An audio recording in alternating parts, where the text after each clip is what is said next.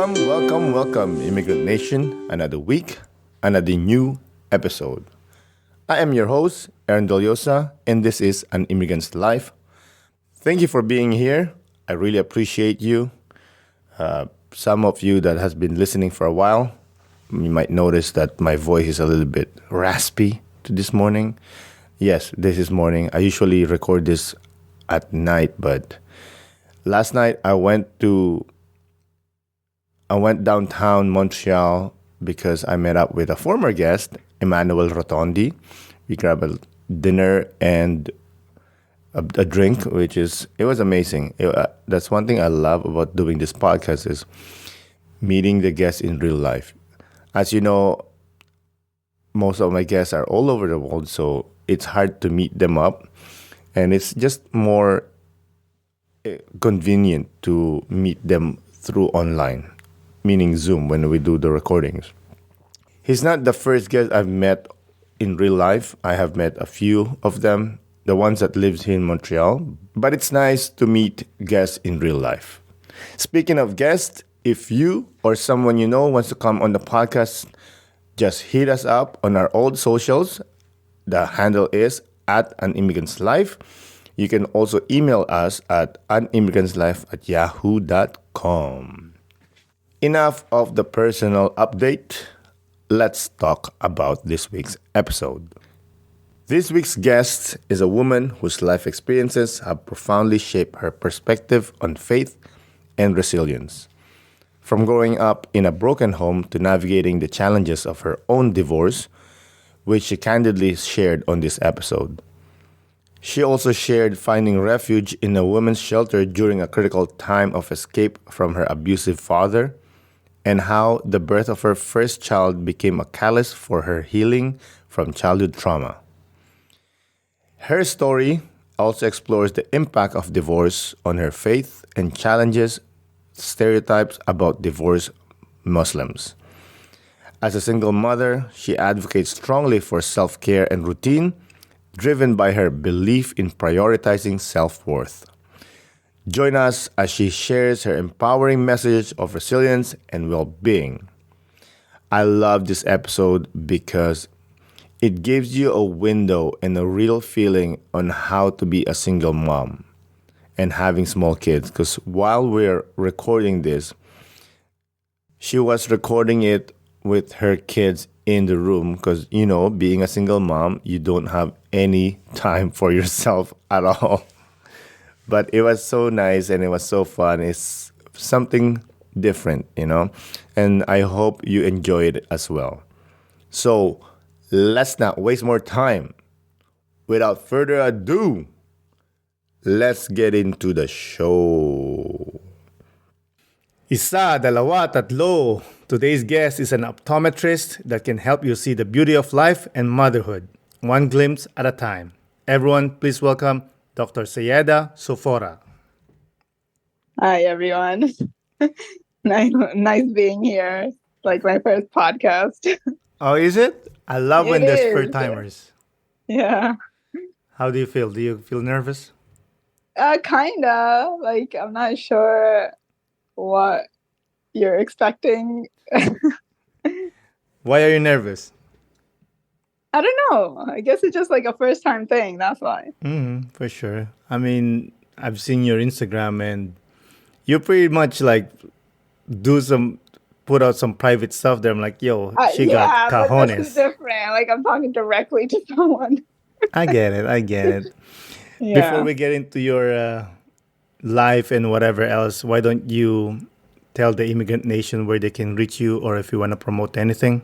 hmm So my Instagram handle is at the Soft Life, TheSuflife. So it's like supposed to be, a play on the sweet life, but the Soft Life is like my name is, nickname is Soft for Sephora. That's basically what it is. No, I love it. Thank you. I've seen this thing around Instagram too, living a soft life, Yeah. so it's like, yeah, I like that. That's cool. Thank you. Is that your nickname? Soft is my nickname, yes. Suf. Okay. Is that your last name? No, that's actually my middle name. Okay. Yes, my last name is Hassani. Hosani? I don't really advertise that online. That's like one of my professional, you know, name that I Yeah. use at I work. got it. I got it. I got it. Yeah. Where's that last name came from? Are you Pakistani? Yes, I am. But you mentioned to me offline that you were born in the U.S. Yeah, I was born in New York, but my parents are from Pakistan. Okay. And of course, Pakistani immigrant parents, very, Mhm. most of them are very conservative. Yeah, it was a little hard, but like I had a different situation than most immigrant parents, just because my mom and like my biological father, they split when I was very young. Oh, So it was basically we were raised by my mom, so single mom, and she raised us that way. Yeah. wow. And you're Muslim, right? Yes, I am. That's rare, right? Am I correct or It no? is. Yeah. But the situation was, like we had to get away. So, alhamdulillah. Alhamdulillah. Yes. Yeah. Oh, it's one of those like he's swinging for the fences kind of situation. Yeah. Basically. Hey, that's very brave of your mom. I know. I know. We just saw her through it all, and she did it, and she raised us well, and alhamdulillah, we're like me and my siblings are all doing pretty good now. Yeah. And she's so proud of us, and we're like, no, we're proud of you. That's Yeah. amazing. That's crazy. But when they separated, was she in the States by then or was still in Yeah, Pakistan? no, she was in the States. Like she got married when she was like 17 and she got here. So her whole 20s, it was just like a whole struggle. She had all five of us before she was 30. And yeah, working by herself and tolerating all this, abuse and stuff. And then we got out and we moved into a shelter. It was an Asians women's shelter. So yeah, they helped us out when I was little, and then she just like worked her way up, and she educated us, and we went on the right path. Wow. I mean, hey, shout out to mom. Yeah, That's she has an amazing. Instagram also. Really? She Well, you never gotta say it. she doesn't use it that much. She like sends memes and things mostly now, but hers is Ruhi Cottage. ROOHI and then the word cottage. Okay, I Yeah. love that. Hey, man, I love Yeah. that. How old were you when you guys moved into that shelter? Um, I was like 9. Okay, so you remember Yeah. a little bit, right? Yeah, yeah. How was that? It was fine. Like, there were other families there and things. We got robbed a couple times, but that's something else. I remember that. And then we had a community there, I guess, but we were just there for a short time, like maybe less than 5 months, because my mom really wanted to get out, and just like live our life and be more independent. So we moved to Staten Island after that. Yeah.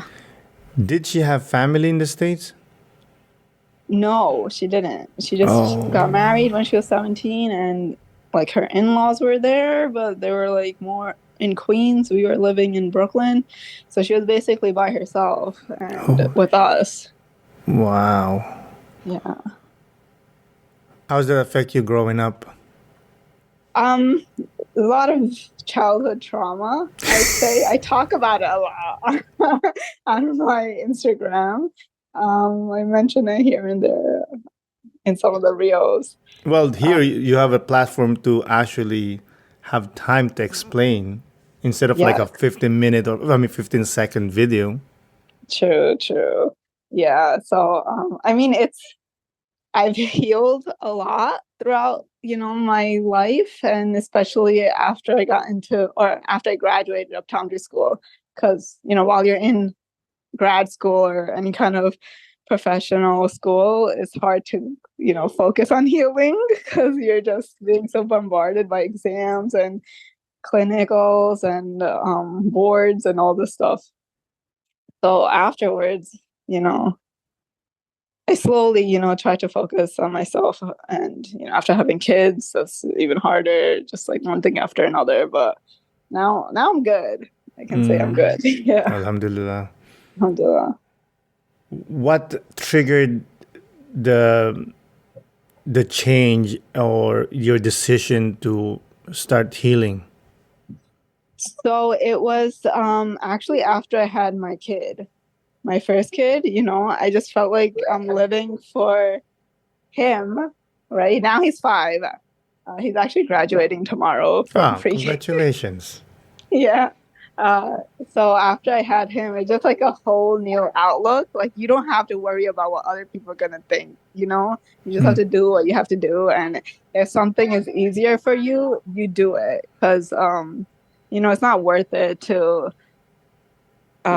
just go on in that same cycle because it's gonna affect your children. So as I grew up, now I know the things that are not supposed to be put on a child or, even as a teenager, young adult. So I'm trying to change that for my kids and it's helping sometimes. Sometimes I get like really impatient with them as most parents do, but then I just like pause. I'm like, no, I can't continue like this. I have to break it. I have to break the chain. That's right. So yeah, basically after having my kid, then I like started slowly healing and things. Yeah. What did you do? Did you go to therapy or? No, I did not go to therapy, but I read a lot. Like I read a lot about, mental health and all these ways you can I guess heal or think about it or raise kids, like gentle parenting and the contrast of how we grew up and how we were raised. Like I understand like my mom was a single mom, she had to do what she had to do, but some things, like she was still a child, like 17 is really young, to have kids, raise them on your own.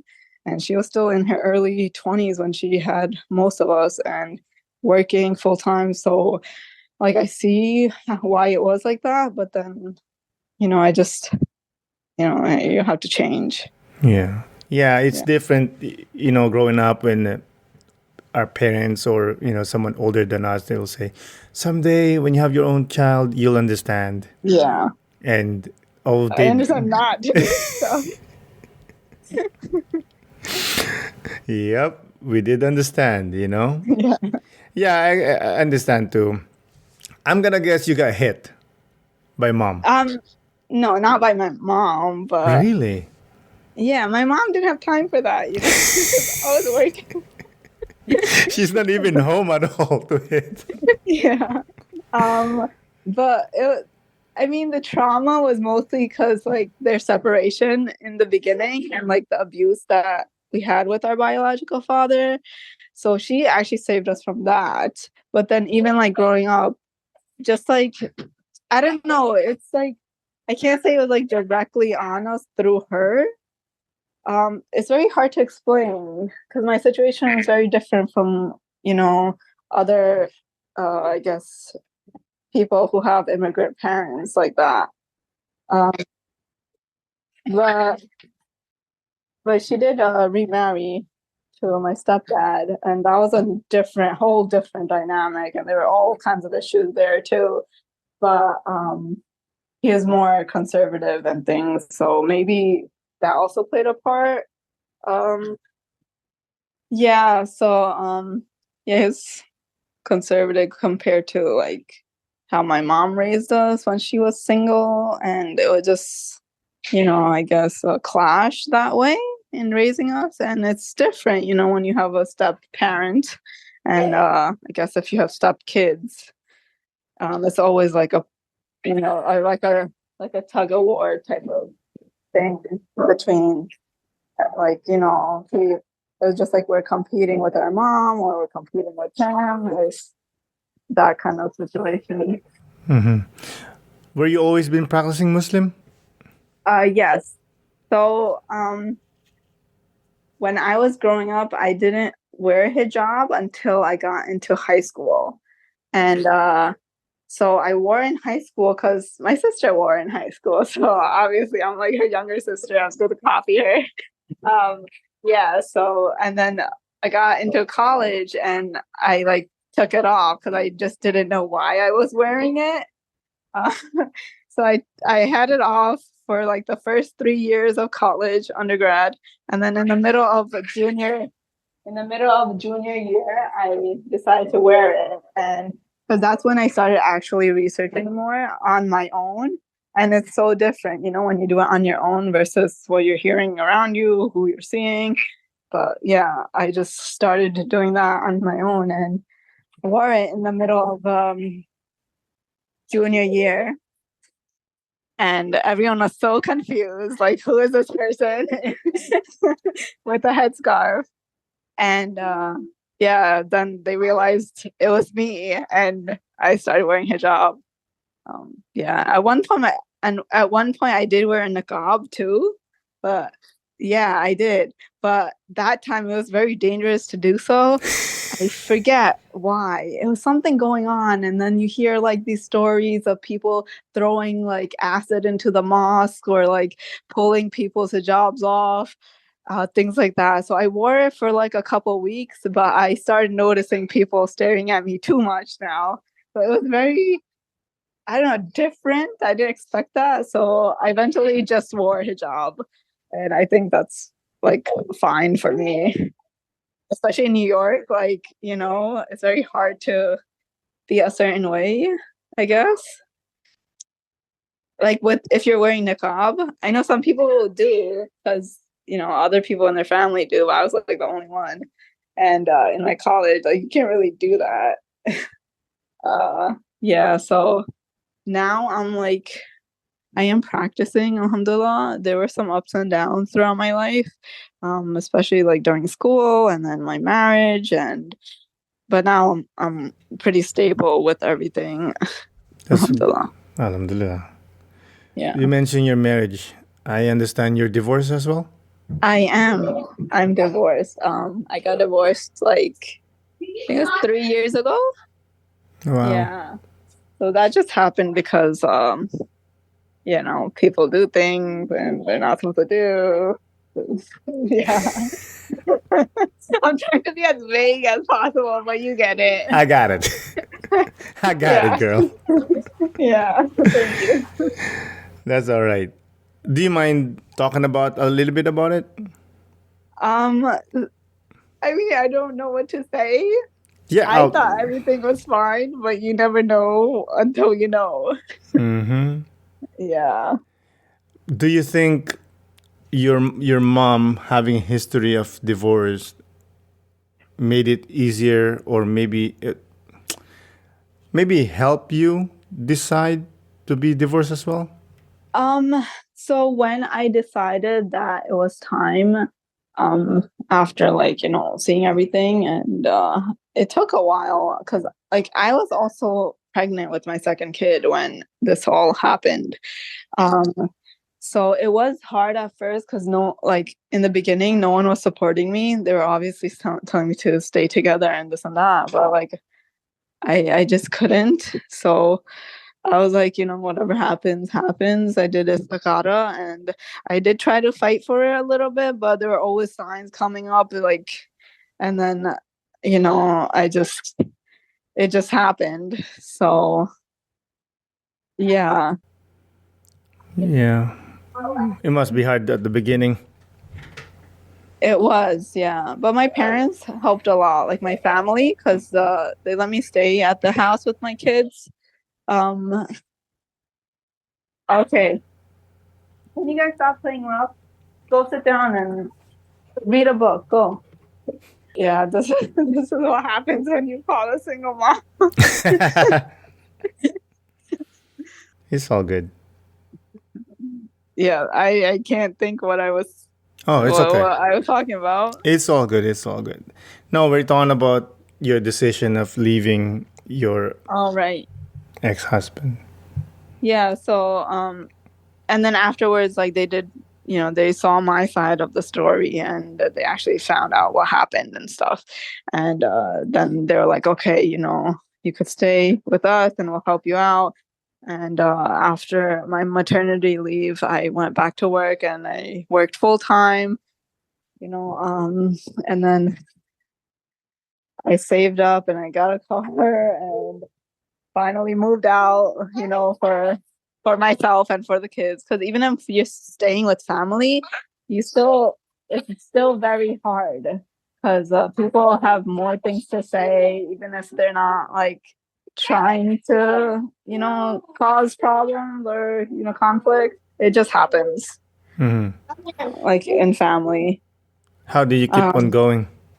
yeah, yeah. So I moved out and I don't know, it's been a lot better for me because I can come home and not think about other people. And like my family is great, but they also have their own lives. And I sometimes when I was living with them, it felt like I don't know, I was like in their way because I have three brothers and they're all married now and they live there too. There's like a lot of people, and then my kids are the only kids, and that could bother like all the 20-year-olds who are living there. But they see them every day anyway. It's just at nighttime they come here with me and they sleep. In what ways has your divorce impacted your relationship with your faith? With my faith. I've actually gotten closer because after you're, I don't know, at one point you felt or I felt alone, but then that Allah's always there, right? He took care of me when it was happening. He's gonna take care of me after, and I'm doing fine. Um, Yeah, so I mean, the main thing was my career. If I didn't have that, I don't know what I would do. Um, that's also a uh, major thing that, you know, was a deciding factor for me to get divorced because I was like, okay, I am able to take care of my kids by myself. And yeah, I'm just glad I kept with, school and where I am now. So it just makes life so much easier without the headache and everything else that was happening before. And like my kids are happy, so it's fine. Yeah. Is he helping you monetarily? Well, no, we don't have like we're not in touch or anything. He sees the Oh, kids like once a week if he wants to. It's like that. if he Yeah, wants to. if he wants to, yes. Do you want him to have relationship with the kids eventually, I or do. Yes. Like I want him to be there for them. Like they could say, my father is here and he's like available when we need him. And I have two boys, so it's like they should have a father figure, right? Yep. So I want him to be there, but just people think they're still bachelors without kids and yeah, what can you do? I mean, it's the easiest life, you know? I know, but like I don't know. I guess they'll catch up to him in the Well, future. we'll see, you know? Yeah. Karma will get him, I guess. Yeah. What do you think are the misconceptions about divorce within the Muslim community? Misconceptions are that um, I've gotten a lot of comments on some of my content. I've had people like comment things that are totally not true. Like, oh, Allah's gonna be mad if you get divorced, or you're never gonna be happy, and all this stuff. But then there's a lot of people who are like backing up like the truth, and it's like you are able to get divorced if something is legitimately wrong with the marriage, and it's going to affect the kids, it's going to affect you, so it's better that you be happy alone than in a bad marriage. Yeah. Yeah, but I think now it's like easier because a lot of like our generation or my generation, people are like more like they're brave and they have like a backup plan. And before it's just like if you're a lady and you're married, there's no way you're gonna support yourself and your kids. Like it will be very difficult, like what my mom did, but a lot of people are scared of that, and their parents are scared of their daughter going through that, so they just stick to it. And then you have all these young adults who are so trauma bound just because they were living in a bad, you know, family dynamic. Yeah, 100%. Also, they want to save face. Yes, that's a big thing. That is the biggest thing, I think. Mm-hmm. You don't want what would other people say. Yes, I hate that phrase. I know there's a phrase in I forgot the language you speak. In Urdu, Urdu. I forgot how they yes, say it. it's called "Lo kya kahenge." That's it. I Yes, know. oh my bec- god, that gets me every time. I I know because I watched that comedy special by that Pakistani guy. What's his name? Jesus Christ. He's famous. He's from I don't know. I don't watch that much TV like that, so I but wouldn't yeah, so know. he keep on saying it like, "Oh, okay, save face." I mean, every Yeah. culture has that, right? Yeah. Save face. But I just like how he said it because it's in a different language, Yeah. Yeah. you know. It's funny. Yeah, I love that post that you did. That something about like it's better for kids to be from a broken home than in a Oh broken yeah, home. that was like I think my second viral reel. That was like 2 years ago though, when I wasn't really, trying to be a content creator. I just did it just because I thought it made sense. Yeah, so it's better to what was it? It's better to be from a broken family than to be in it. Yes, something like Yes. that. I love it. Yeah. How did you come up with that? It just came to you. I don't know, I heard it somewhere, but I forget also where I heard it, but it just stuck to me. I'm like, okay, I have to like use this somehow. So I found the perfect audio and I used it. Is that one of your mantras? Yes, yes, for sure. I said it to my mom a couple times too, because like I grew up in that and she like helped us not to be in there for a certain time. So I'm like, you did the same thing. So, you gotta support me. Yeah, yeah, that's a great point. So when you decided to divorce your ex, how did your mom react? Oh, she was first, she was devastated. But she's also like, I don't know, her mind, I don't know, she's very much a people pleaser. So if she saw my dad and my brothers taking one stance, she would switch over, and then she would see me and she would switch over. But it's like back and forth with her. But that's also just because how she grew up and the trauma she had, that I feel like it's just she had to be like that. She went to therapy actually, like not too long ago. She was going for like 2 years straight. Good for her. But yeah, she's come a far way. Alhamdulillah. Yeah. But towards the end afterwards, she just like took my side, and she knew what I was doing, and she supported me. And she's still like helping me out. She watches my kids every day when I go to work. Yeah. So Well, I mean, she just wants the best for you, right? Like as a parent, as you know that. yes, yes, yes. Yeah. How do you handle societal judgment or stigma being a divorced woman? I don't really know that because I don't talk to anyone. So I wouldn't know. I guess that's the best strategy. Cut people off. Yeah, I mean, I don't cut people off. I just don't talk to anyone to begin with. So yeah, I'm just too busy in my own life to care now. Yeah, I guess so. Yeah. I think it's more that of if you're living elsewhere and you're more a part of the community, like even here, there's a lot of Muslim communities, right? So we're not really actively a part of like a single mosque or masjid that we would know people like that. We go during Ramadan for Tarawih, or we did when we grew up, but we didn't really like talk to people like to, go to their house or, things like that. It was mostly just for prayer and, saying hi, salam, and this and that. So I don't really have any societal judgment per Mm-hmm. se. Mm-hmm. Of course. You think that's based on shame, like just trying to avoid the shame, or you just don't want people? It's not deliberate. It just I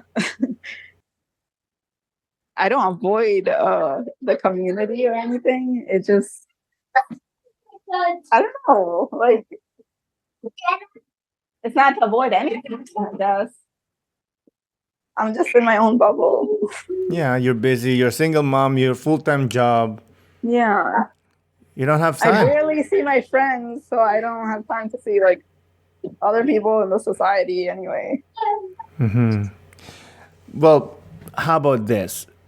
What advice would you give to other Muslim women or men, I guess, that's going through divorce?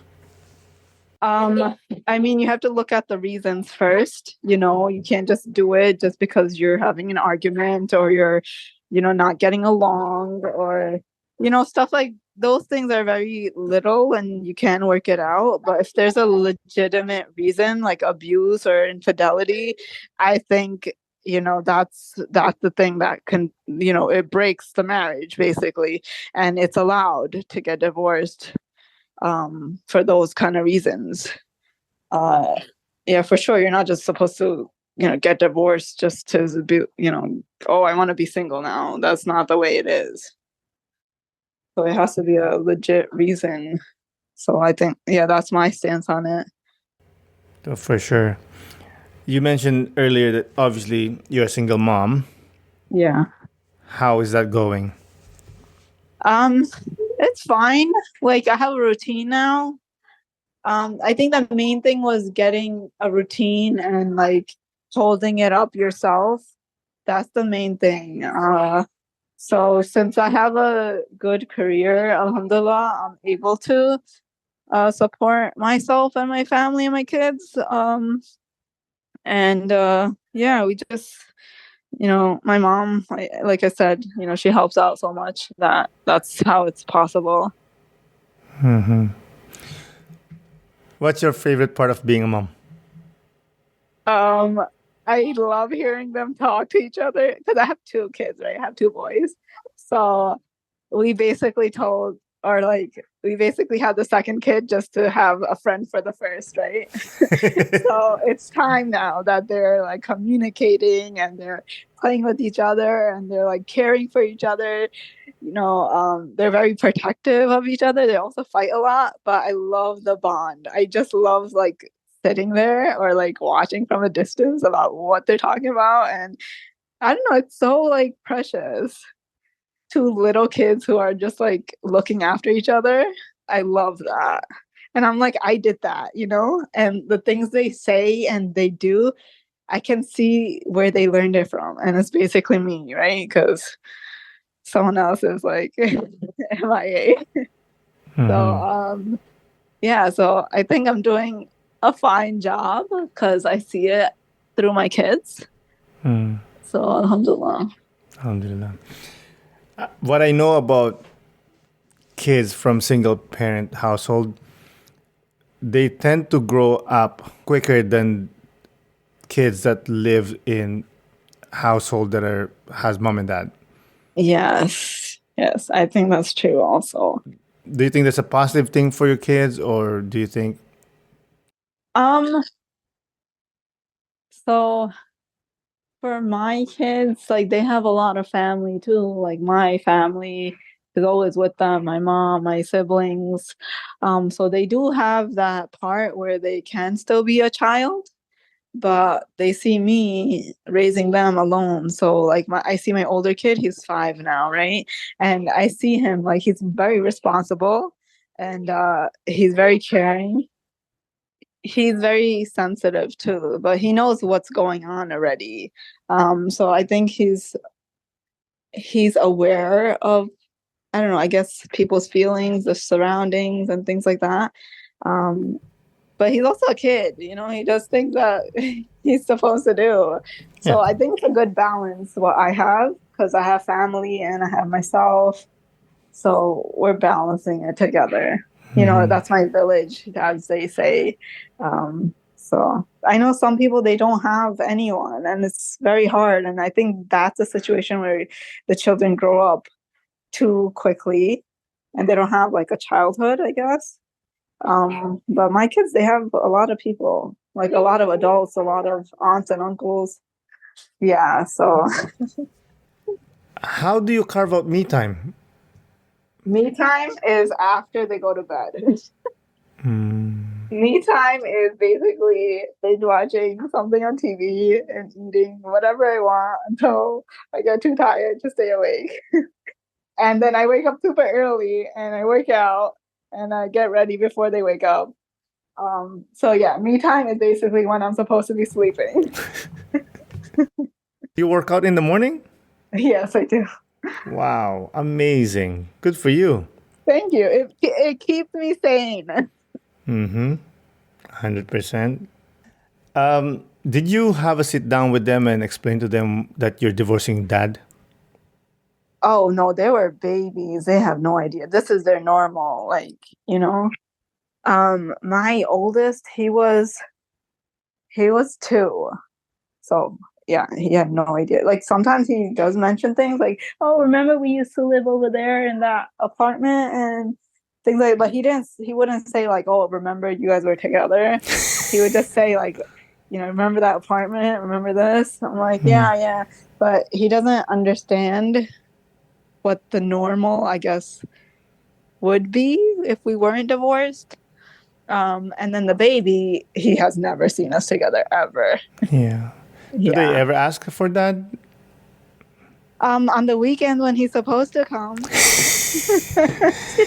No, I mean, like, do they ever say, like, how come you guys don't live together? No, never. I guess, like you said, this is still their normal. Yeah, it is. It's their normal. So, I mean, I think it's a good thing, because I don't know, I'd feel so guilty if they did say that or ask me that. Well, But, yeah.